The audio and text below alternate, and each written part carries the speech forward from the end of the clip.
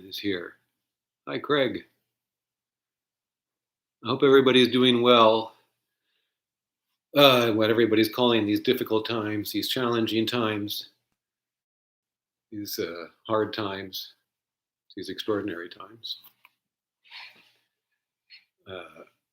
So I don't feel like I'm talking to myself. All right, let's start. You want to come here and just, we've got 1 more minute, but you can just be on screen till you want to. I'm just going to be reading the questions. Okay, so we're starting. This is you want to decide? This is Sarah, my daughter, one of 2 daughters. She's going to, you want to prefer to stay off screen. Yes. It's her choice. Sit over here. Sarah's going to read the questions. All right, so we're starting. And so my name is J.W. Rinzler, and this is Everything Star Wars, but of course it's not really everything, because I'm going to try and keep this to about 40, 45 minutes. Because I think people's attention span, people really don't want me to go on for hours, I don't think. Let me tell you exactly, or more or less, how this is going to go. We've gone through the questions. There were a lot of questions, a lot of good questions. We can't do them all, but we've chosen a few, which I've sent out on Twitter. And so you pretty much know what's going on, but it'll be general questions, some specific questions. There will be a kind of commercial break, I'm warning you. Then I'll announce this sort of Star Wars related book, actually very much a Star Wars related book, and Marsha Lucas and her involvement towards the end after the commercial. All right, so before we get into the questions, just a little bit about me in case you have no idea who I am.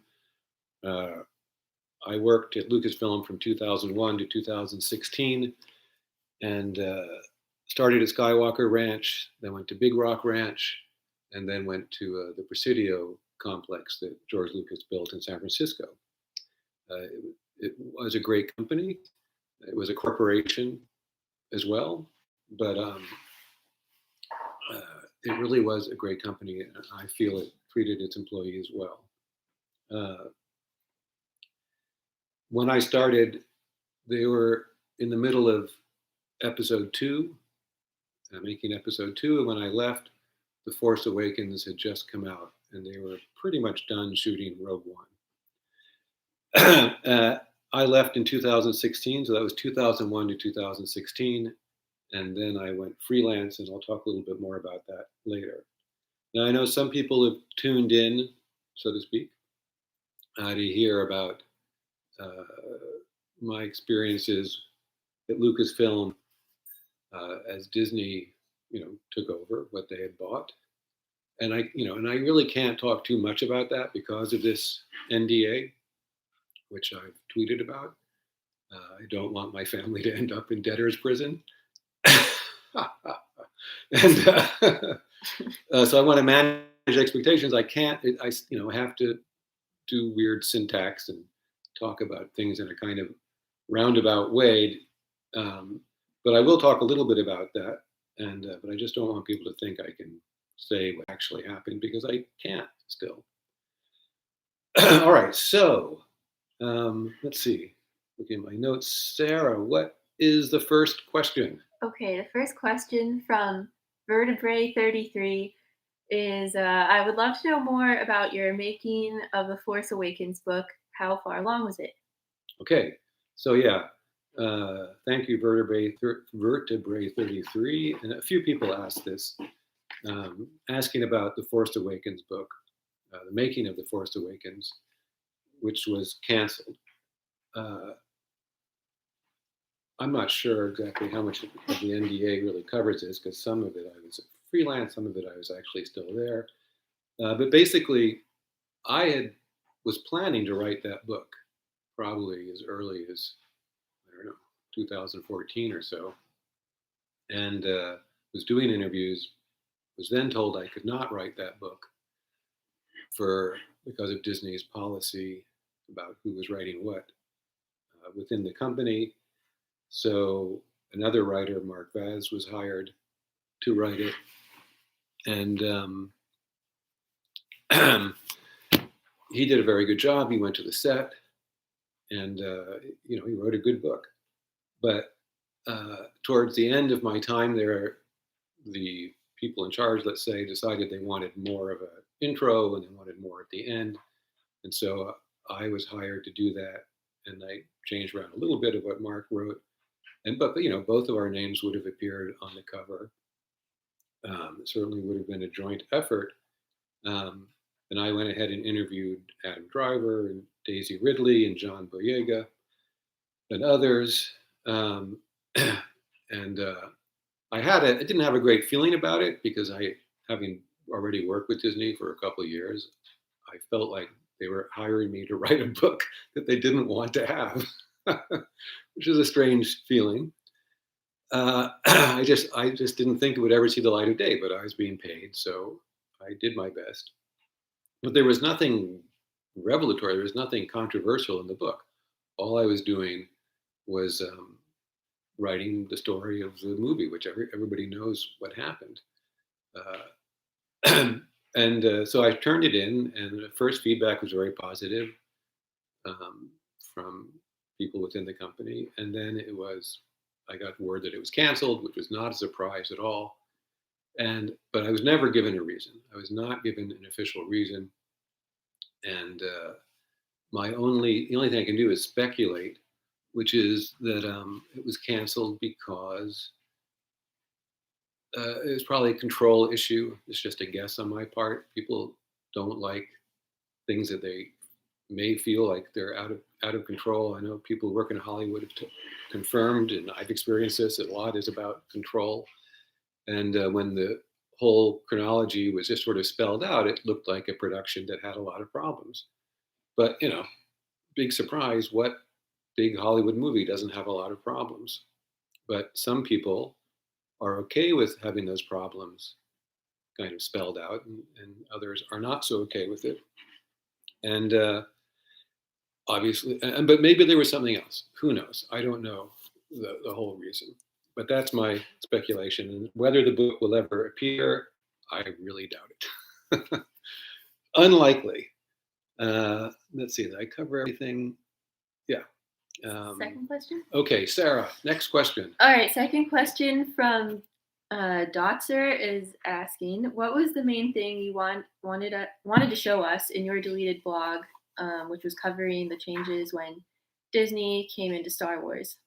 Right. Okay. So the blog that I started writing, not all that long after I left, and I posted, I don't know, 10 or so chapters of that. That was called The Rise and Fall of Star Wars. And I was going to write about how things changed from the moment George sold the company to when I left. And I was also going to talk about my time at Lucasfilm from the beginning. And I naively thought, if it's a blog and it's for free, how could anybody object? Well, about, I don't know, whatever it was, 10 chapters into it, I got a call from a lawyer at Disney saying they definitely objected. They were nice about it, but it was clear they were not joking around. And they specifically said that I had quoted from a memo. It was like a really nothing memo saying, I think it was the one that said, that's all you all were. George is selling the company. We're all the companies invited to this place to, whatever, see George, hear people talk about the end of the company or the changing of the guard, whatever you want to call it. And that was, I couldn't do that. But that was just the tip of the iceberg, obviously. And I did not feel like it was a very, I'm not a lawyer. To me, an NDA should be covering things that are going to damage the company in terms of like giving away a plot point of a movie that's not been released, or financials, or something that's really secret. Nothing that I was going to do was like that. I consider myself more of just somebody who wanted to say what was going on in a general way. Well, I guess in some specifics, but nothing that was going to damage the financial bottom line, really. I think the NDAs as they're written now are too broad. And I think that it's something that needs to be looked into on a more general level, I think people who join companies are asked to sign NDAs that are too all-encompassing. But that's just me, and I'm going off on a tangent. But I went to my agent and I said, "What should I do?" And he said, "Take down the blog right away." He said, "If you try and fight it, just step one will end up costing you at least $20,000, and I don't have that kind of money to throw around." And so I just took that blog down, and that was the end of it. Right. I can see Nice. people are commenting here. Somebody from people from England, Scotland. Uh, People are asking questions. I can't talk and read the questions all at once, though, or my brain will explode. So, Sarah, what's the next question? Okay, then many people asked what you think of the new Star Wars films. All right. Well, that's an easy one, right? What do I think of the new Star Wars films? I saw The Force Awakens. I saw Rogue Leaders, and it was just not my cup of tea. I know a lot of people like them a lot, which is great. People are enjoying the films, so much the better. But I'm not the target audience, and it just was painful to me to watch them because I knew what was going on. Do you have a Kleenex over there? No. Can you get one? Yeah. Sorry. Thanks. And anyway, to me, I was very much, in the trenches for 15 years. I just didn't want to, don't really want to see what seems to me films made by committee. And I think George Lucas, for better or for worse, I know some people like everything he did. Some people like some of it. Some people dislike large parts of it. But for better or for worse, George is a great artist, in my opinion. And it was the Star Wars movies were an expression of him and his collaborators. But everything went through his filter, and so that's the kind that for me that was Star Wars. So I was maybe not ready to see other takes on it. Although I'm sure there's going to be really good Star Wars movies to come down the line. Uh, uh, so that's, I guess, a long-winded. But so basically, I haven't seen them. I haven't seen sequels 2 and 3 or a Han Solo movie. Was there a Han Solo movie? Yes, but there hasn't been an Indiana Jones movie. Yes. Anyway, so you can see that I'm mentally challenged. So let's go to the next question. Okay. Blast Points wants to know, how is your cat? Yeah, thank you for asking about my cat, Blast Points. I don't know where I talked about my cat, but obviously I did somewhere.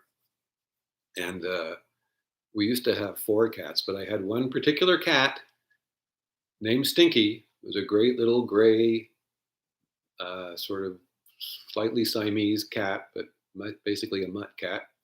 And she was my writing cat. She liked to sit in my chair and sort of squished on the side and keep me company. She was just a wonderful cat named Stinky, who's passed away. So that's how she's doing. She's dead, which is not funny. But she died in the arms of my wife, Genevieve. And we were very sad, but she lived a good life. And so the Aliens book, The Making of Aliens, which is coming out in September, is dedicated to her, that kitty. All right, next question. Okay, Talk Like Jar Jar asks about writing, is asking about writing the disappeared episodes of the Clone Wars. Who came up with the idea of Queen Julia? Right, so I was originally part of season 4. I was part of the writing team. I kind of snuck in there for season 4 of the Clone Wars. And George, I think, thought, here's a live one. And so he told me my job is to rehabilitate Jar Jar. And he had an idea.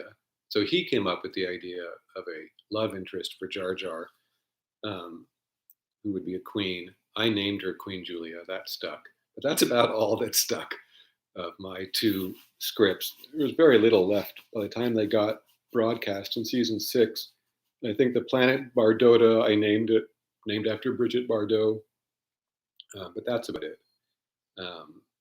There was very not much left of what I wrote. But it was great being in a room with George Lucas and Dave Filoni and the head writer, Christian Taylor, and batting around ideas. I mean, that was a once in a lifetime experience. So now comes the commercial. I'm going to get there while people are still tuned in, and hopefully nobody will tune out. But I'll try and make this short. One of the reasons why I'm doing this is to hype this book all up, which hopefully you're not reading backwards. It looks backwards on my screen. But this is a book that I've written. It's not nonfiction. It is fiction. It's about the the first space age, and it's a historical fiction thriller. And it's my first real novel, and it's got a beautiful cover, and the inside is pretty good too. It's about 600 pages, and I'm basically, encouraging people to go out and pre-order it. It's on sale July 14th. It's about $27 on Amazon. Kindle book's $9.99, but it's an exciting read, and I just hope that people, if you're enjoying this, you might want to consider going out to get it. It's, to my knowledge, the only book that really covers the first space age, about half of it through World War II, from Goddard's early successes with rockets through World War II and the V-2 rocket to the space race, Wernher von Braun, his Russian counterpart, Korolev. A lot of stuff you can't write about in a nonfiction book, like UFOs and the secret weapons they had, and a lot of very strange things that happened. I think I certainly didn't know about much or any of this when I started doing research. It was 7 years of research and about many drafts, many more drafts than I would have liked to write, but it was a big thing for me to take on, probably a little bit foolish. But anyway, I did the best job I can. Early readers like it. And I think that's all I want to say about it. Oh, it's out in hardcover. It's out Kindle, and there will be an audio version of it, but because of the pandemic, the audio book is a little bit delayed. It'll probably be here in August or September. So this is good. This is actually going fast. Oh, and I should say there's a Star Wars Easter egg in this book.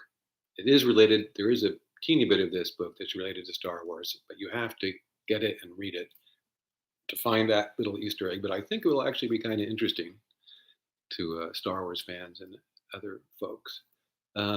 So we might have room. Maybe I'll be able to get some of these questions afterwards if it keeps going at this rate.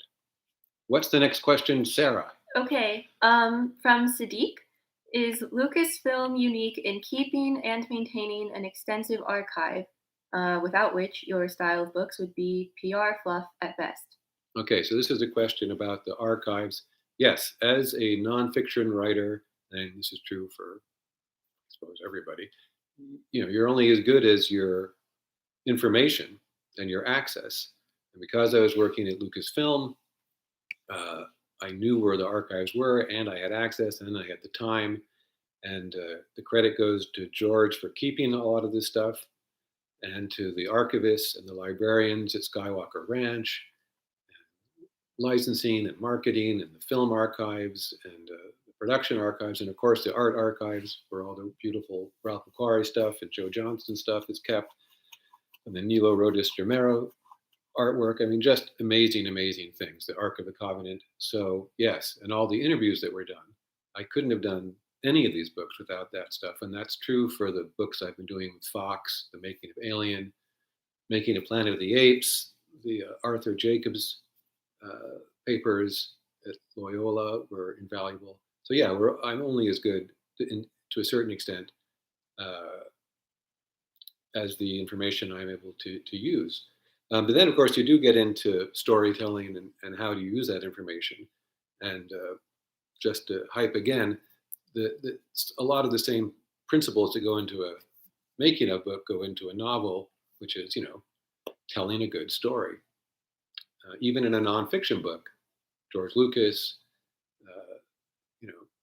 he becomes a character within the book. You can't make things up, but you have to treat them to some extent like a character in a novel, a little bit. And of course, It's different in a real novel. You can get into people's heads and you can make things up. But this book is about 90% real, verifiable. Okay, so next question. And for people who are waiting for the Star Wars book, related book, I will get to that probably after the next question, I believe. But first, this question. Okay, several people have asked about ring theory. Oh, right. Excuse me. I can't go into ring theory completely because I personally don't even completely understand it. But a number of people asked about whether George Lucas and the six films coheres to this ring theory where, you know, each film kind of mirrors a certain other film within the six films. I think the third and the fourth film are mirrors and the first and the sixth, but I could be wrong. Anyway, whether George was working to that theory. One place I wasn't was with George when he was writing. However, having worked on him on various projects, I don't think he would want to work within that narrow of a construct. I don't think he would be thinking, okay, now this has to align with that, and this one has to align with this, and this scene has to align with that scene. I really don't think he would do that. Could be wrong, but I doubt it. On the other hand, were scenes meant to mirror other scenes? Yes, without a doubt. There's no question that Anakin's story mirrors Luke's story. In a sense, wherever Luke went right, Anakin goes left or wrong. And I don't think anybody would deny that. And George has said that many times. He liked, free-form jazz. But for that very reason, the free form, I don't think he would subscribe to a theory that limited him in any way. I think he wanted to do what he wanted to do. And then, of course, there's the role the subconscious plays with any great artist in their work. Going on a tangent a bit, on my website, I wrote an essay. There's an essay which I wrote about Unforgiven, the Clint Eastwood movie. And I wrote a whole thing about how Unforgiven is related to the mercantile system. People are treated as property. People's names, the characters are money. Sheriff Bill, like Dollar Bill. English Bob, like the English Bob. And anyway, the whole thing is coherent. You can make a whole theory, but I met the writer of Unforgiven, David Peoples, a couple times, and I asked him. I said, "Was any of that intentional?" And he said, "No, absolutely not." But he liked the theory. He couldn't deny that it was there, but it was totally unintentional on his part. So, to what extent an artist is working consciously and subconsciously depends on the artist, depends on the work. It's a complex thing, and people will be interpreting Star Wars for as long as people care about it. And one of the reasons why Star Wars is still so popular is because you can read lots of things into it. A lot of things are there. And George did tell me that it was his onion, so to speak. That's George Lucas's onion. I was with him in his writing room. He wasn't actually writing while I was there, but I was in his writing room to talk to him about the Indiana Jones movie for that book. And I was trying to read stuff into Indiana Jones, and George just stopped me. He said, "No, nothing. There's nothing going on underneath the surface of Indiana Jones." But he said, "Star Wars, on the other hand, is like an onion. You can peel away one layer, there's another layer, and another layer." And he said that was all intended. So he did intend for the six films to be interrelated and for there to be deeper meanings. And also, when we were on the set of episode 3, George said that you could arrange the 1, 2, 4, 5. You could arrange the films in different order, and they would tell a different story. Later, he said no, you can only watch them 1 through 6. But at the time of episode 3, he said something different, and I believe what he said there was closer to what is the spirit in which he made the movies. But that's just my feeling.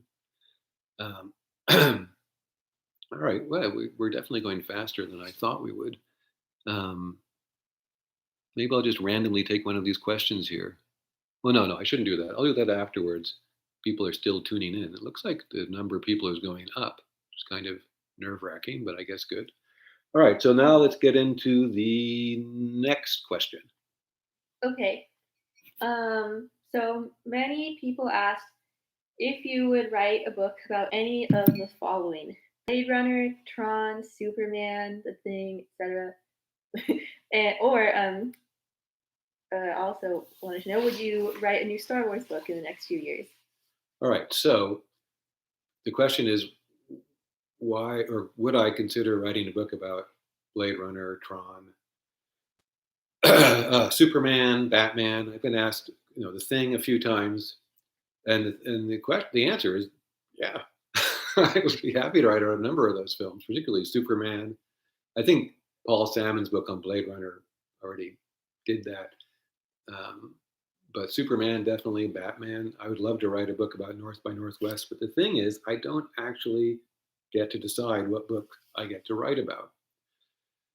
It's hard to get in some cases, the estate. Would like to get the Hitchcock estate on board with North by Northwest, but I'm having a hard time getting their attention. And uh, getting DC and everybody, Warner Brothers, on board for Superman, has so far we haven't gotten anywhere. I know certain people have asked, and we just never hear back from the executives in charge. I would love to do that one. So I love the film Superman. But if I was able to get the permission of certain people, I could do a Kickstarter and try and do it that way. Because publishers are, these coffee table books cost a lot of money to produce. They are not cheap, and publishers generally want to hang it on a anniversary or a new reboot of this franchise. They don't really understand that there are actually a lot of people out there waiting to buy a good chronicle of how the movie was made. That there are, particularly if it's a beautiful thing to hold in your hands. So it's kind of a hard sell. So I don't get to do what I would like to do necessarily. But in terms of Star Wars books, now we're going to get into the sort of Star Wars related book that I can announce. Uh, a couple of years ago, I think it was, Brandon Allinger came to me because Howard Kazanjian, whose name you might recognize, wanted to sort of have a book about his career. He was thinking about writing it himself. He wasn't sure. And Brandon Allinger, you may know, he wrote a great book about the costumes of Star Wars, the original trilogy. And I edited that book. And also he co-wrote uh, the Ralph McQuarrie 2-volume giant. And those guys did a fantastic job on that book. And I edited that book.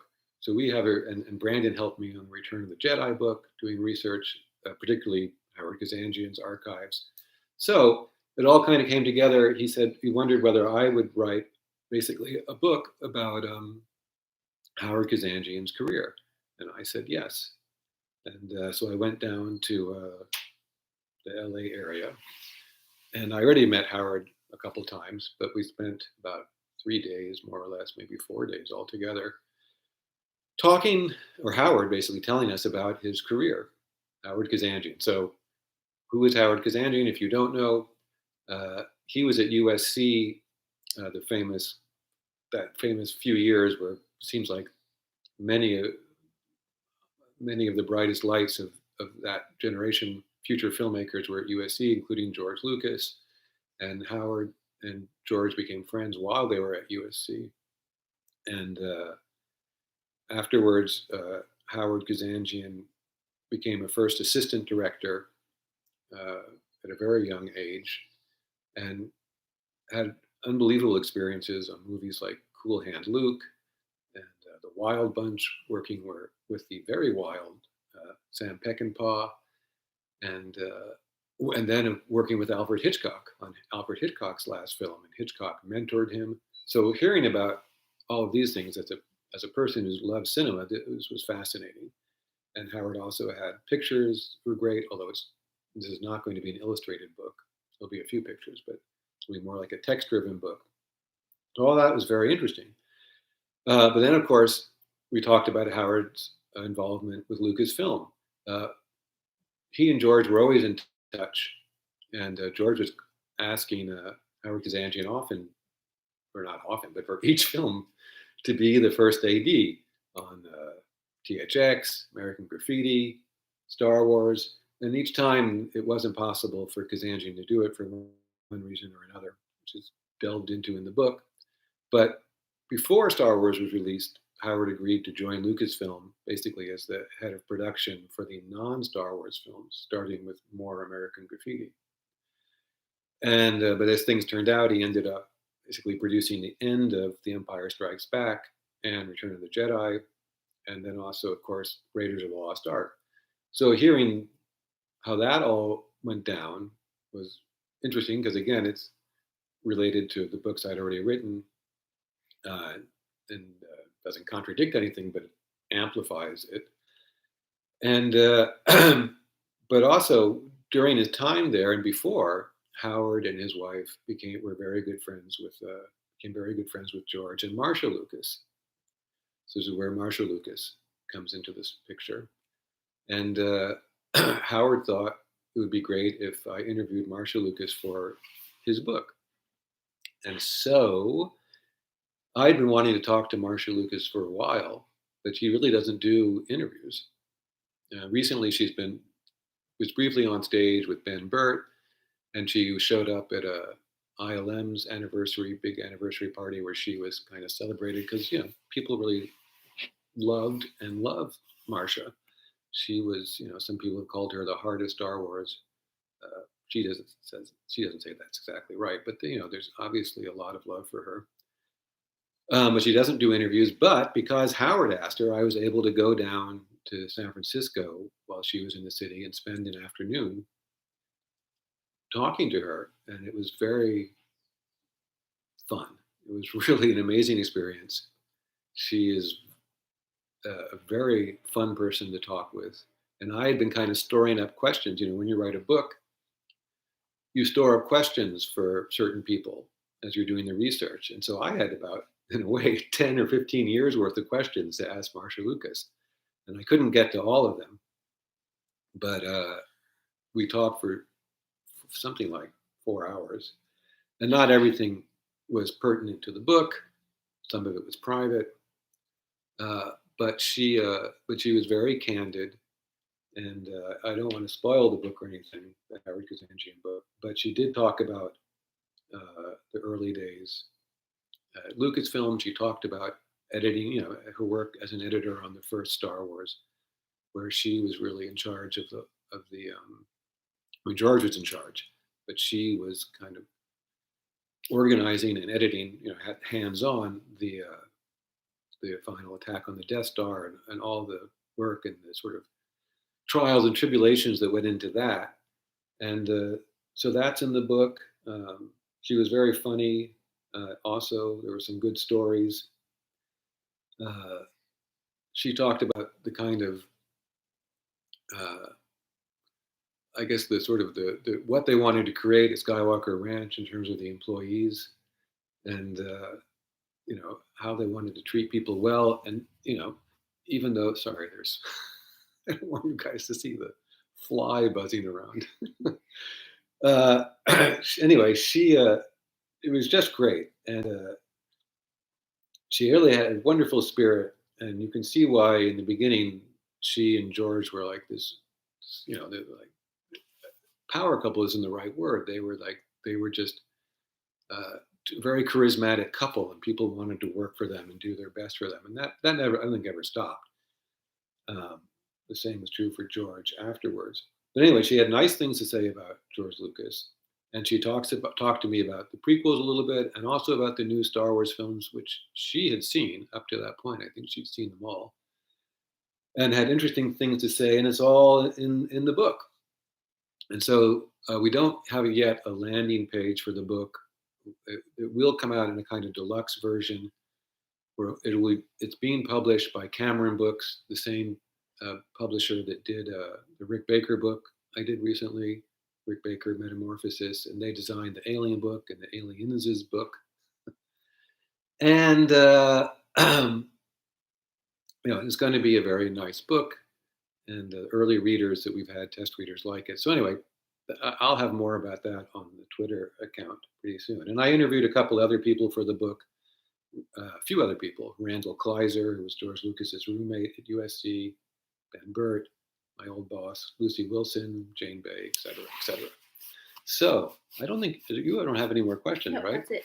I could quickly look at here. I have one more thing, and then I'm going to wrap this up. Maybe this will be shorter than I thought, but that's okay because I feel like I'm just blabbering on here. I'll randomly take a question here. Well, actually, I'll just wrap this up. This is fun. I wish people could just sort of raise their hands and I call on you. That might be a little bit too much like a classroom. But anyway, I just want to say that in terms of Star Wars and the lasting interest, I've had the great fortune to talk to and get to know, and in some cases become friends with many of George's collaborators. From John Williams and Ben Burt, Ralph McQuarrie, who was great, and we miss him. John Barry, of course, passed away. Joe Johnston, Roger Christian, the whole English art department. I didn't get a chance to talk to Harry Lang, but Lauren Peterson, John Dykstra, Dennis Murrin, Ken Ralston, Grant McCune, Steve Gawley, Mark Hamill, Harrison Ford, Carrie Fisher, many, many others, and so many wonderful people, great artists in their own right, who contributed to Star Wars. And I think it's just up to us and future generations to preserve what they did, to honor it, to honor their work, and as great as all of them are, I just want to say also that that all passed through the filter of George Lucas. He was the one deciding finally what went in, what did not go into the film. So he deserves full credit for the original 6 films. And as Marsha Lucas told me, she said George was great at coming up with the names of the characters, the species, the planets, all of that stuff. And you might think, well, coming up with the names is just a small part of it. But in each small part is the whole part. And so, that's one of the reasons why the 6 films are so great. And so, saying that, I think I'll sign off. One last plug. All up. I'm around. If anybody wants to do any more podcasts, happy to do them.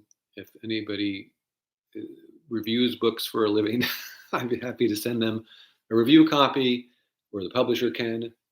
And I think that's about it. We're about 37 minutes into it, but I think that's good. Don't want this thing to be too long. So unless I see something, thank you. All right, thank you guys all. This will live on YouTube if you missed it. And thanks everybody for tuning in.